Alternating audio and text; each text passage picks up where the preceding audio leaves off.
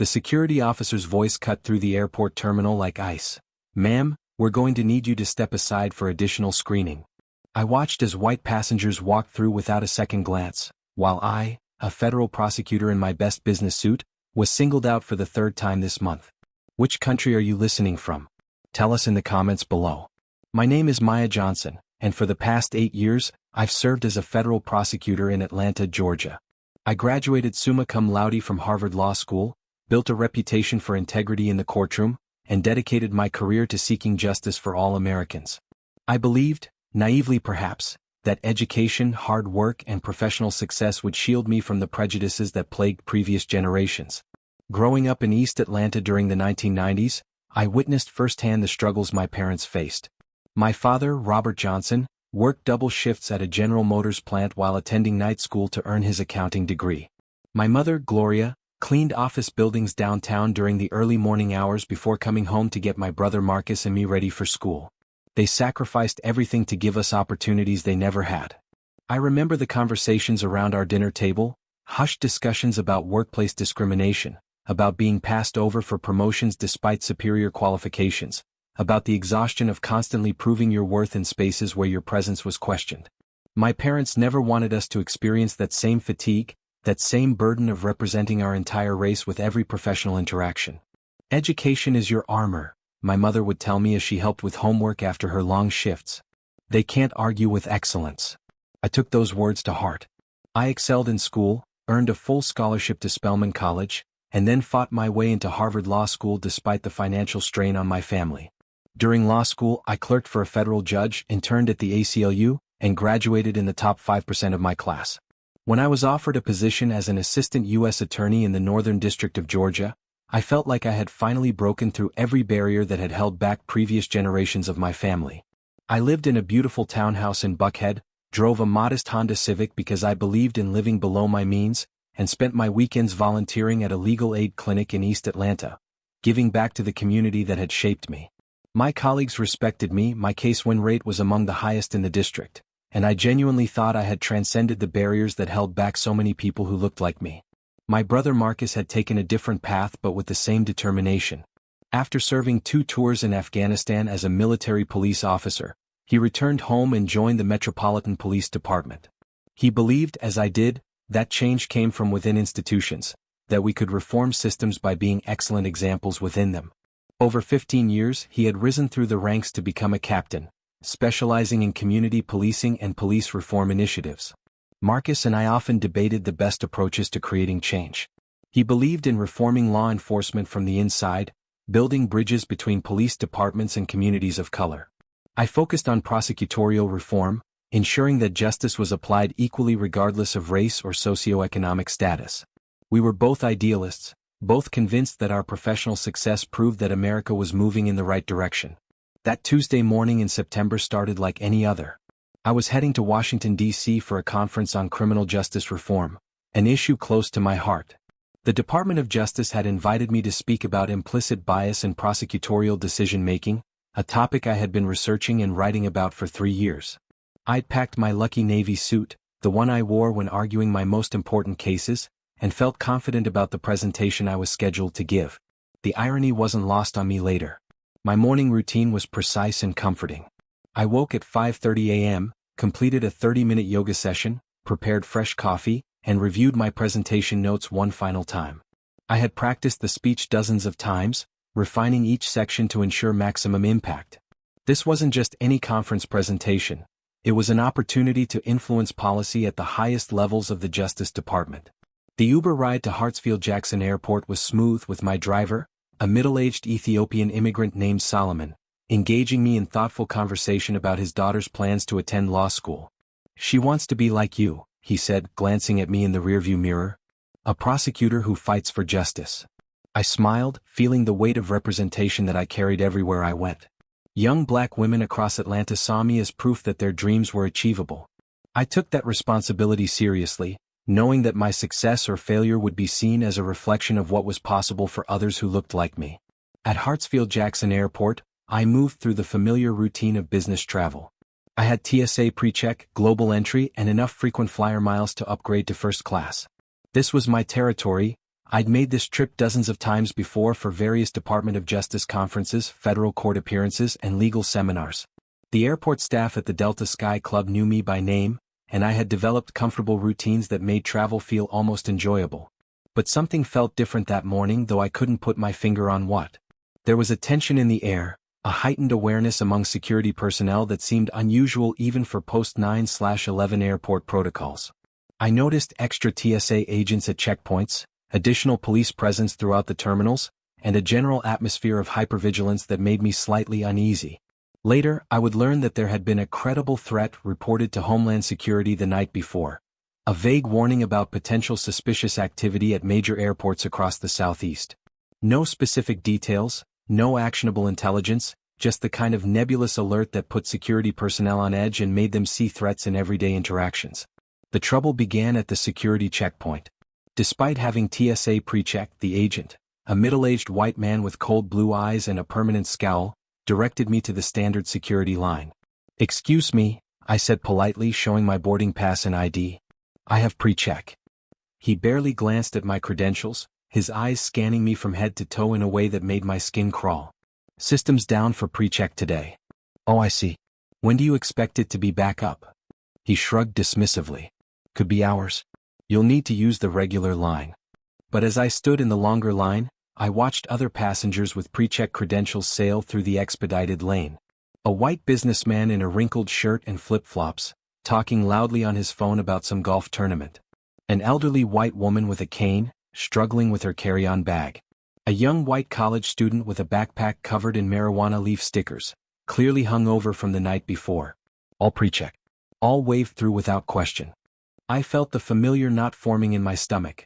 The same feeling I'd experienced in law school when professors would call on me to provide the black perspective on civil rights cases, or when opposing counsel would express surprise at my articulate legal arguments. It was the recognition that despite all my achievements, despite my federal credentials and professional reputation, I was still being judged by the color of my skin first and my qualifications second. When I pointed out the inconsistency to the agent, his jaw tightened visibly. "Ma'am, I already explained the situation. Please proceed to the designated line."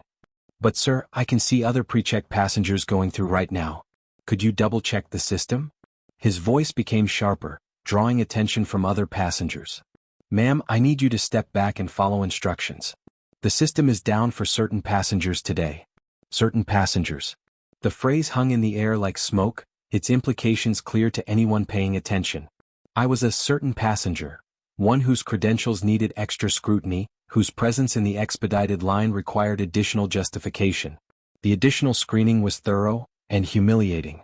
They swabbed my hands multiple times, tested my laptop 3 times with different chemical detection devices, and examined every item in my carry-on bag with theatrical precision.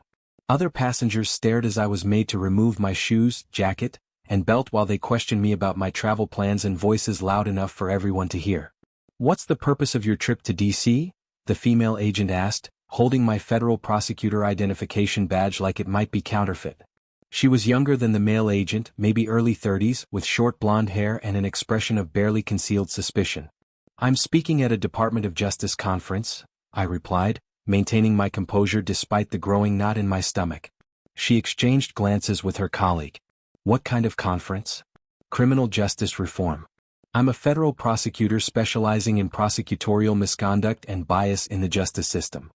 The skepticism in her eyes was unmistakable. She turned my ID badge over multiple times, held it up to the light, and even called over a supervisor to examine it. Here I was, explaining my credentials to someone who seemed convinced I didn't belong in first class, didn't belong in a business suit, didn't belong in their airport at all. "Ma'am, we're going to need to do a more thorough search of your belongings," the supervisor announced. "Please step into the private screening area." The private screening room was small, sterile, and designed to make you feel like a criminal. They went through every item in my luggage piece by piece, questioning me about my prescription medications, my legal documents, even my choice of underwear. They swabbed my clothing for explosive residue, searched the lining of my suitcase, and examined my legal briefs as if they might contain bomb-making instructions. "Why do you have so many legal documents?" the female agent asked, flipping through my research files on prosecutorial bias. "Because I'm a prosecutor preparing for a presentation on prosecutorial bias," I replied, my patience wearing thin. These documents mention police misconduct. Are you anti-police?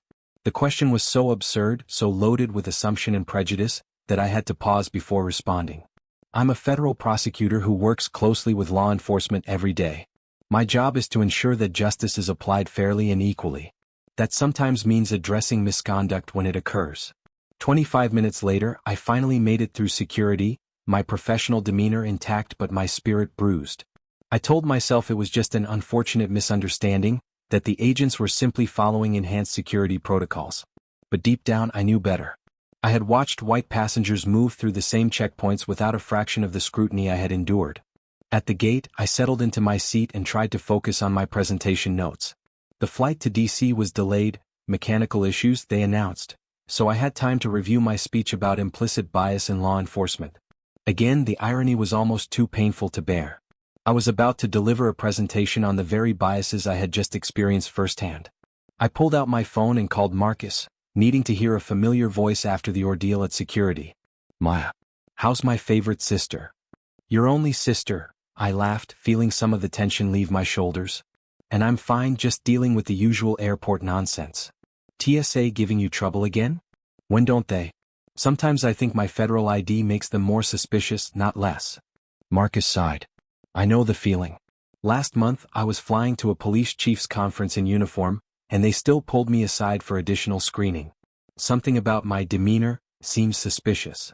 We talked for a few minutes about his latest community policing initiative and my upcoming presentation. Marcus had always been my closest confidant, the one person who understood the unique challenges we faced as black professionals in the justice system. We had both chosen careers dedicated to reforming the very institutions that sometimes discriminated against us. That's when I noticed him. A young black man, maybe early 20s, was seated near the gate with an older black woman who appeared to be his mother. He was dressed casually, dark jeans, a Georgetown University hoodie, and clean white sneakers. But there was something about his posture, the way he carried himself with quiet confidence, that reminded me of my younger brother Marcus at that age. The young man was reading a thick textbook, occasionally highlighting passages and taking notes in the margins.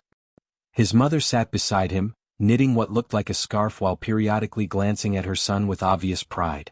They spoke in low voices, and I caught fragments of their conversation about course schedules, dormitory life, and upcoming exams. I found myself smiling at their interaction. It reminded me of my own relationship with my mother during college, the way she would worry about my studies while simultaneously beaming with pride at my achievements. There was something beautiful about watching this family moment unfold in the busy airport terminal. The boarding announcement came, and passengers began lining up according to their assigned groups. The young man and his mother were in Group 3, but they waited patiently as first-class and elite status passengers boarded first. Nothing unusual about that, it was standard airline procedure. But then airport security appeared. 2 officers, both white, approached the young man with the kind of casual authority that immediately put everyone on edge. The lead officer was tall and broad-shouldered, with a shaved head and the kind of aggressive posture that spoke of military or law enforcement background. His partner was younger, slighter, and seemed uncomfortable with whatever they were about to do. "Sir, we need you to come with us," the lead officer said, loud enough for half the gate area to hear. The young man looked up from his textbook, confusion evident on his face. "I'm sorry, what's this about?" "My flight's about to board. We've received a report about suspicious behavior. We need to ask you some questions." "Then ask your questions here in public, where his rights are protected and witnesses can observe the interaction. If he's not under arrest, he's free to answer voluntarily or to decline to answer at all." That's when I made the decision that would change everything. "Officer Daniels, I'm formally requesting that you contact your supervisor and the airport police chief immediately. I'm also documenting this interaction for a potential civil rights complaint. Unless you have probable cause to believe this young man has committed a crime, and texting on a cell phone is not a crime, you're about to violate his Fourth Amendment rights in front of 60 witnesses and a federal prosecutor." The officer's face reddened. "You're threatening me? I'm informing you of the legal consequences of your actions. I've seen too many young black men railroaded by this exact scenario. It ends here today." Several passengers had now gathered closer, drawn by the escalating confrontation. A young white woman, probably a college student herself, spoke up. "He's been sitting there reading the whole time. I've been watching him because I was wondering what textbook he was studying. He hasn't done anything suspicious." An older black man, dressed in a military uniform, stepped forward as well. "Officers, I'm Sergeant Major Williams, U.S. Army. I've been observing this young man for the past hour, and I can confirm that his behavior has been entirely appropriate. He's been studying and talking quietly with his mother." The tide was turning. What had started as a simple detention based on an anonymous report was becoming a public examination of racial profiling and civil rights. Officer Daniels found himself not just confronting a federal prosecutor, but facing a growing crowd of witnesses who were documenting his every move. "This is getting out of hand," he muttered to his partner. "Sir," the younger officer said quietly, "maybe we should call the supervisor." What happened next caught everyone off guard. A commotion erupted near the gate counter as someone pushed through the crowd of boarding passengers. "What the hell is going on here?" The voice was authoritative, familiar, and absolutely the last thing I expected to hear at that moment. It was my brother Marcus. He strode through the gate area wearing his Metropolitan Police Department uniform, his captain's insignia clearly visible on his collar, his expression thunderous. But what stopped Officer Daniels in his tracks wasn't just another law enforcement presence. It was the young man's reaction. "Dad," Michael called out, relief flooding his voice. Marcus Johnson, Captain Marcus Johnson, was this young man's father. The irony was so complete, so perfect, that for a moment the entire gate area fell silent. Officer Daniels, who had been so certain he was dealing with a suspicious young black man, had just spent 30 minutes harassing the son of a police captain. The same police captain who happened to be the brother of the federal prosecutor who had been challenging his actions. Marcus surveyed the scene with the calm authority of someone who had spent 15 years in law enforcement, the last 5 as a captain in one of the country's largest police departments. He looked at the officers, at his son, at his ex-wife Patricia. They had divorced amicably 3 years earlier but maintained a close co-parenting relationship. And then at me. "Maya? What are you doing here?" "Flying to D.C. for a conference." "The question is, what are you doing here?" "Flying to D.C. to surprise my son. He's starting his sophomore year at Georgetown tomorrow, and I wanted to help him move into his new apartment." He turned to the officers, his voice carrying the weight of command. "Gentlemen, I'm Captain Marcus Johnson, Metropolitan Police Department. Would you mind explaining why my son is being detained?" Officer Daniels looked like he wanted to disappear into the airport floor. The confidence and authority he had displayed moments earlier evaporated in the face of Marcus's presence. "Captain, we received a report of suspicious behavior." "What kind of suspicious behavior?" "Taking pictures of security checkpoints." Marcus looked at his son with the expression of a father who knew his child's habits intimately. "Michael, were you taking pictures of security checkpoints?" "No sir, I was texting Aisha about my gate number. Same as I always do when I travel." Michael's voice was steadier now, bolstered by his father's presence. Marcus turned back to the officers and I could see him shifting into what I called his command mode, the calm, authoritative presence that had made him one of the most respected police captains in Atlanta. "So let me understand this. My son, who is traveling to return to Georgetown University where he's studying international relations and maintaining a 3.8 GPA, was reported for suspicious behavior because he was texting his girlfriend." The younger officer was clearly mortified. "Sir, we were just following up on a report." "Who made this report?" Officer Daniels hesitated. It was an anonymous tip called into our dispatch." Marcus's expression hardened. "An anonymous tip? About a college student texting? Let me ask you something, Officer Daniels, is it? In your professional opinion, does a 20-year-old black man texting on his phone in an airport terminal constitute suspicious behavior worthy of detention and questioning?" "Well, no sir, but..." "No buts. Does it or doesn't it?" "No sir, it doesn't." "Then explain to me why my son has been subjected to this harassment. Explain to me why my sister, a federal prosecutor, had to intervene to protect his constitutional rights. Explain to me why 60 passengers have just witnessed what appears to be a clear case of racial profiling." The gate area was completely silent now. Even the airline staff had stopped their pre-boarding announcements to listen to this extraordinary confrontation. Passengers who had been focused on their phones or books were now giving their full attention to the unfolding drama. I watched my brother work, admiring his ability to command respect while maintaining his composure. This was why he had been so successful in law enforcement. He understood how to use his authority not to intimidate but to educate and reform. "Officers," Marcus continued, "I want you to think very carefully about what happened here today. You received an anonymous report about a young black man using his phone. Without conducting any independent observation or investigation, you approached him for detention and questioning. When challenged by a federal prosecutor about the legal basis for your actions, you doubled down rather than reconsidering your approach. Officer Daniels looked between Marcus and me, clearly processing the magnitude of his mistake. Captain, we were just following procedure. No, Marcus said quietly, you were following bias. There's a difference. And that difference is what my sister spends her days in court trying to fix. Patricia, who had been watching this exchange with growing amazement, stepped forward. Marcus, I can't believe you're here. Michael didn't know you were coming. I wanted to surprise him. I took leave to fly up and help him get settled. Marcus smiled at his son. I didn't expect to walk into this situation. Michael looked between his parents, his aunt, and the officers who had been interrogating him moments before. Dad, Aunt Maya stood up for me before she even knew who I was. She just saw what was happening and decided it was wrong. That's when Marcus did something that surprised everyone. He turned to address not just the officers, but the entire crowd of passengers who had gathered to watch. I want everyone here to understand something important, he said, his voice carrying clearly across the gate area. My son is not suspicious because he's young and black. My sister is not a threat because she's a black woman in a business suit. We belong here, in this airport, on these planes, in these professions, in this country. We belong here. He paused, letting that message sink in. But here's what's really important. Even if my son wasn't the child of a police captain, even if my sister wasn't a federal prosecutor, even if he was just any young black man trying to catch a flight home, the response he received today would still be wrong. Because in America, we don't detain people for existing while black. What followed was a masterclass in justice served with dignity. Marcus didn't rage or shout. He didn't humiliate the officers or make a scene designed to embarrass them. Instead, he did something far more powerful. He educated them and everyone watching about the real consequences of unconscious bias and discriminatory policing. Officers, my son is one of 3 black students in his international relations program at Georgetown.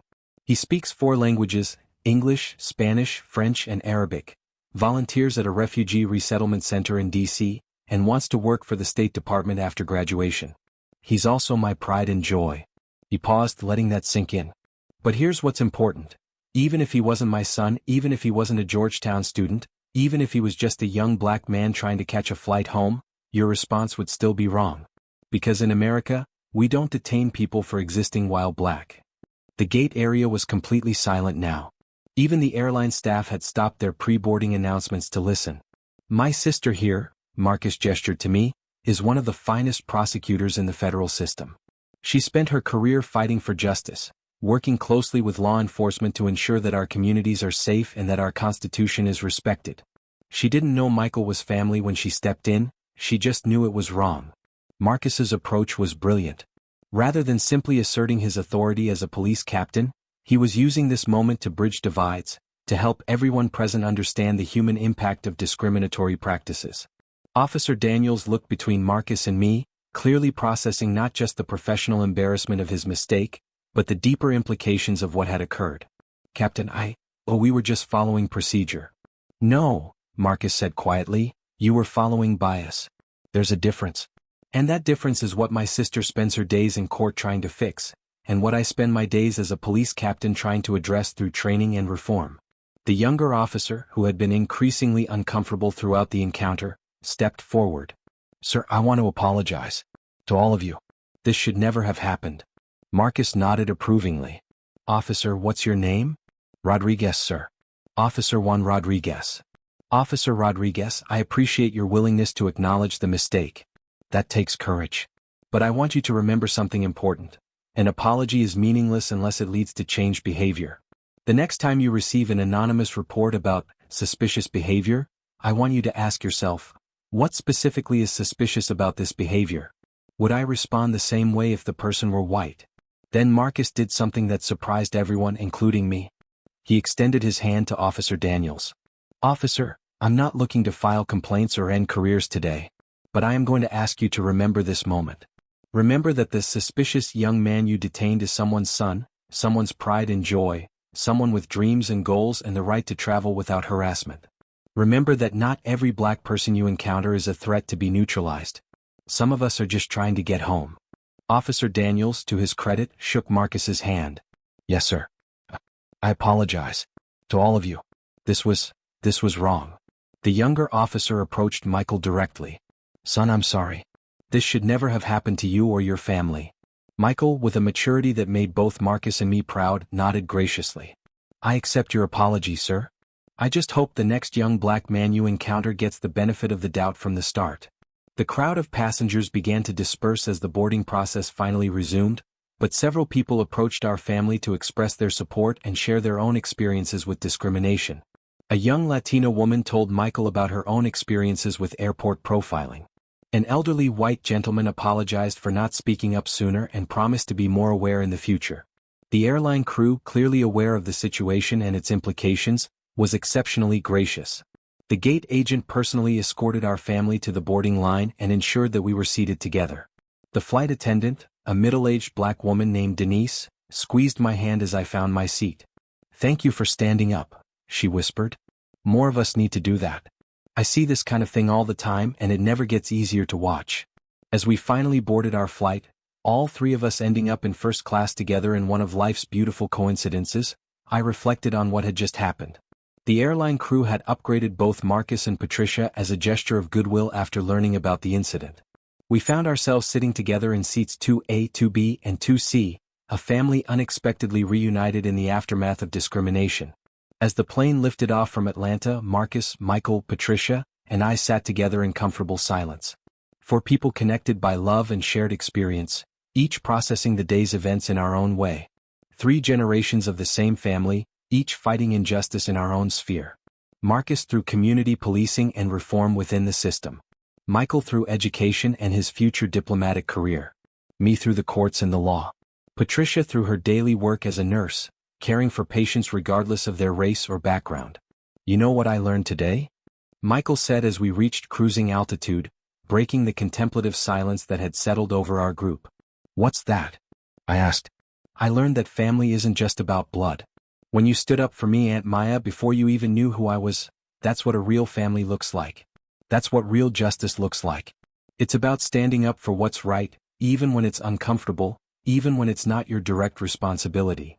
Marcus nodded, reaching over to squeeze his son's shoulder. Your Aunt Maya has been fighting these battles longer than you've been alive, son. Today you got to see why I'm so proud of her, and why I chose to dedicate my career to reforming law enforcement from the inside. But I had learned something too.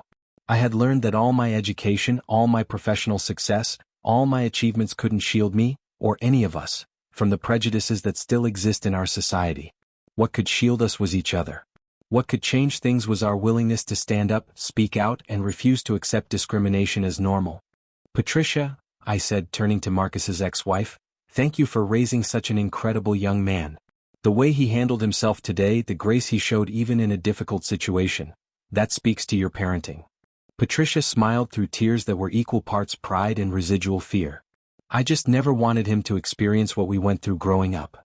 I thought if we gave him every opportunity, if he excelled in school, if he conducted himself with dignity. Mom, Michael interrupted gently, what happened today wasn't your fault, and it wasn't because I did anything wrong. It happened because some people still see threats where they should see potential. But look what also happened. I had an aunt who stood up for me, a father who taught me how to respond with dignity, and a mother who raised me to believe in justice. The conference in D.C. went better than I could have imagined.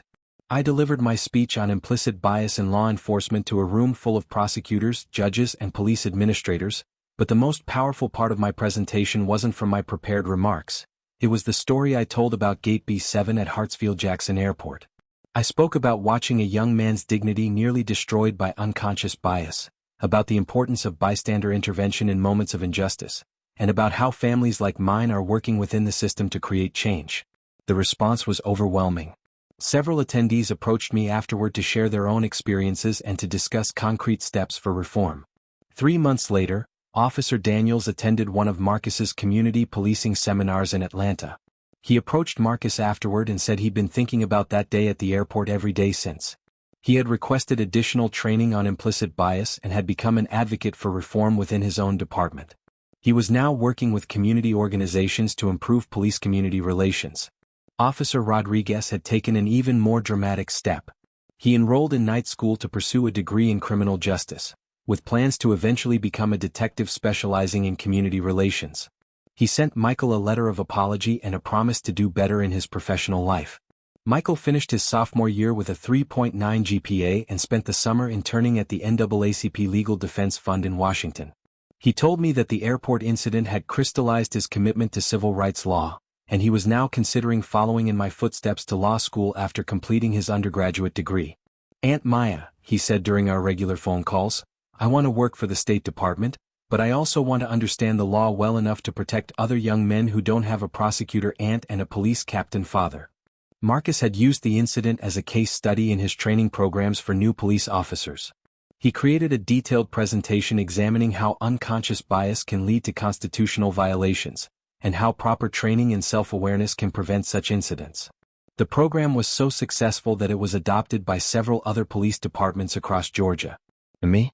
I continued fighting the good fight in courtrooms across Georgia, but with a renewed understanding that justice isn't just about winning cases, it's about standing up in airport terminals, challenging discrimination wherever we find it, and refusing to let prejudice masquerade as procedure. I also began working more closely with civil rights organizations, offering pro bono legal services to families who had experienced discrimination but lacked the resources to fight back. Every case reminded me of that day at the airport, of how easily injustice can occur when good people choose to look the other way. 6 months after the incident, I received an unexpected letter from a young white woman who had been at the gate that day. She wrote, "Ms. Johnson, I was one of the passengers watching when you stood up for that young man. I'm ashamed to admit that my first instinct was to mind my own business and stay out of it. But watching you intervene, seeing the courage it took and the difference it made, changed something in me. I wanted you to know that I've spoken up 3 times since then when I've witnessed discrimination or unfair treatment. Thank you for showing me what it means to be an ally."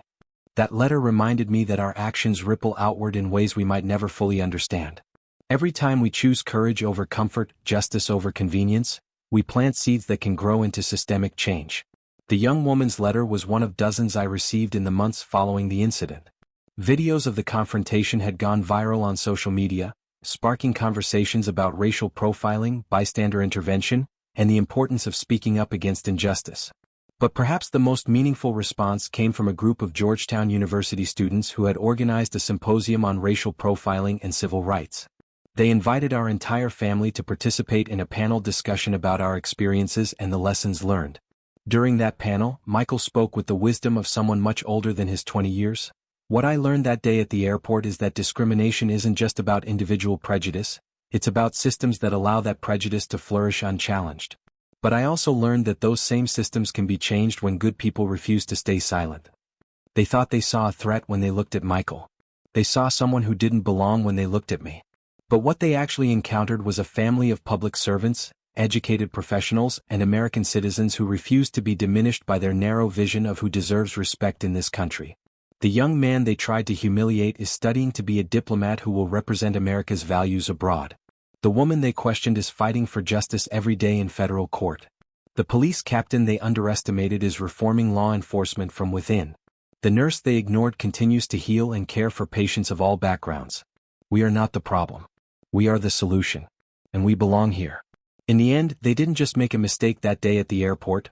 They revealed the power of prejudice to blind us to the humanity, dignity, and contribution of our fellow Americans. But they also witnessed something beautiful: the power of family, education, and courage to transform a moment of discrimination into a teaching moment for justice. Today, when I travel through airports, I think about that day.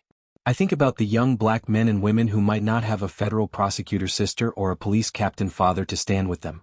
And I remember that each of us has the power to be that voice of justice for someone else. Because in America we all belong here. And it's time we started acting like it. The fight for justice isn't one in grand gestures or historic moments. It's one in everyday choices to stand up, speak out, and refuse to accept discrimination as normal. It's one when families like mine use our education and positions to protect others who are vulnerable. My prosecutorial instincts kicked in immediately. I knew what suspicious behavior meant when applied to young black men in airports. I also knew this young man had been sitting quietly with his mother for the past hour, reading a textbook and discussing his academic schedule. Nothing about his behavior could reasonably be characterized as suspicious. His mother stood up, her voice shaking with a mixture of fear and indignation. "What kind of report? My son hasn't done anything wrong. He's been sitting right here with me the whole time. Ma'am, please stay seated." This doesn't concern you. But it did concern me. I watched as they began to escort the young man away from the gate, past dozens of passengers who averted their eyes, pretending not to see what was happening. The same passengers who had watched my extended security screening earlier, who had made their own quiet judgments about whether I belonged in their world. I thought about the presentation I was about to give in Washington, about the statistics I had compiled on racial profiling in law enforcement, about the case studies I had reviewed documenting the psychological impact of discrimination on young black men. This wasn't just an abstract policy issue anymore, it was happening right in front of me, and I had the power to do something about it. I couldn't sit there and do nothing. My 8 years as a prosecutor had taught me to recognize injustice when I saw it, and this was injustice in its purest form. But I also knew the delicate position I was in, a black woman in professional attire, about to board a plane to speak about criminal justice reform, now inserting myself into what airport security would undoubtedly characterize as none of my business. I had seen this scenario play out countless times in my career. Young black men detained, questioned, and humiliated based on vague reports of suspicious behavior that, when examined closely, amounted to nothing more than existing while black in public spaces. I had prosecuted cases where such encounters escalated into violence, where young men's lives were forever changed by brief interactions with law enforcement officers who saw threats where none existed. I approached the officers, my federal prosecutor training taking over. "Excuse me, I'm a federal prosecutor. May I ask what specific suspicious behavior was reported?" The lead officer, whose name tag read Daniels, barely looked at me. His dismissive glance took in my business suit, my briefcase, my federal ID badge, and found them all insufficient to justify my intervention. "Ma'am, this is official business. Please return to your seat." I understand it's official business, but as an officer of the court, I'm concerned about due process. What exactly is this young man suspected of doing? Officer Daniels's jaw tightened. I could see him weighing his options, calculating whether challenging a federal prosecutor was worth whatever he thought he was accomplishing with this detention. His training probably told him to de-escalate, but his instincts seemed to push him toward asserting his authority. The officer's partner, younger and clearly uncomfortable with the situation, spoke up. Someone reported seeing him taking pictures of security checkpoints. I glanced at the young man, who was now visibly distressed. His mother had moved closer, her protective instincts overriding any fear she might have felt. "Sir, were you taking pictures of security checkpoints?" "No ma'am, I was texting my girlfriend. She wanted to know what gate I was at so she could track my flight." He pulled out his phone, hands shaking slightly. "You can check my messages, my photos, whatever you need to see. I haven't taken any pictures except for a selfie I sent to my girlfriend when I got to the gate." The mother was crying now, quiet tears of frustration and fear that I recognized all too well. How many times had I seen this same scene play out in courtrooms, in police reports, in the endless cycle of presumed guilt that followed young black men like a shadow? "Officers," I said, pulling out my federal ID and badge, "I'm Assistant U.S. Attorney Maya Johnson. I think there's been a misunderstanding here." The lead officer finally looked at my credentials properly, but his expression didn't change. If anything, he seemed more annoyed by my presence. "With all due respect, counselor, we have procedures to follow. A report was made and we're required to investigate." "I understand procedures, officer." I waited for him to provide his name. "Daniels. Officer Daniels." "Officer Daniels, I've prosecuted hundreds of cases involving airport security. I know the difference between legitimate security concerns and racial profiling. What you're describing, a young man texting on his phone, doesn't constitute suspicious behavior under any reasonable standard." By now, other passengers were openly staring. Some seemed sympathetic to the young man's plight, others appeared annoyed by the delay to their boarding process, and still others clearly convinced that where there was security involvement, there must be some legitimate threat. I could feel their eyes on me, judging not just my intervention but my right to intervene at all.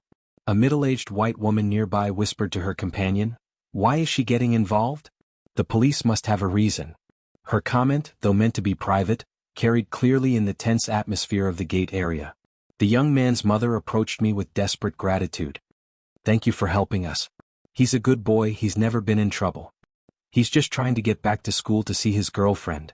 I learned that his name was Michael, that he was indeed a student at Georgetown University, and that he was majoring in international relations with hopes of working for the State Department after graduation. His mother, whose name was Patricia, worked as a nurse at Grady Hospital and had saved for months to visit her son in Washington and help him settle into his sophomore year dormitory. But Officer Daniels wasn't backing down. If anything, my intervention seemed to have hardened his resolve. "Ma'am, I don't care what your title is. We have our orders, and this individual is coming with us for questioning. Officer Daniels, I need you to be very clear about something. Are you detaining this young man? Because if you are, I need to understand the legal basis for that detention. The Fourth Amendment requires reasonable suspicion of criminal activity, not anonymous reports of someone using a cell phone. We received a credible report." "From whom? What makes it credible? What specific criminal activity is he suspected of committing?" The younger officer was clearly growing more uncomfortable. "Ma'am, we're just following protocol." "Whose protocol?" "TSA protocol doesn't include detaining passengers who have already cleared security for using their phones. Airport police protocol requires probable cause for detention." "So whose protocol are you following?" I could see other passengers beginning to pull out their phones, some recording the interaction, others posting to social media. In the age of viral videos and social justice movements, law enforcement encounters with young black men carried enormous potential for public scrutiny. Officer Daniels seemed to realize this as well. "Look, counselor, we're not trying to make a big deal out of this. We just need to ask him a few questions and clear this up." It's one when officers like Rodriguez and Daniels choose growth over defensiveness. It's one when passengers like that young white woman choose courage over comfort. Most importantly, it's one when we remember that behind every headline about racial profiling, behind every statistic about discriminatory policing, behind every policy debate about bias and justice, there are real people, sons and daughters, mothers and fathers, students and professionals, who deserve to move through the world with dignity and respect. That day at Gate B7 taught me that the work of justice is never finished, but it also showed me that progress is possible when we refuse to be silent in the face of injustice. We belong here, all of us, and we have the power to make that belonging real for everyone. The story continues every day in airports and courtrooms, in classrooms and police stations, wherever people choose justice over prejudice, courage over comfort, and love over fear. We belong here. And together we will make sure everyone knows it.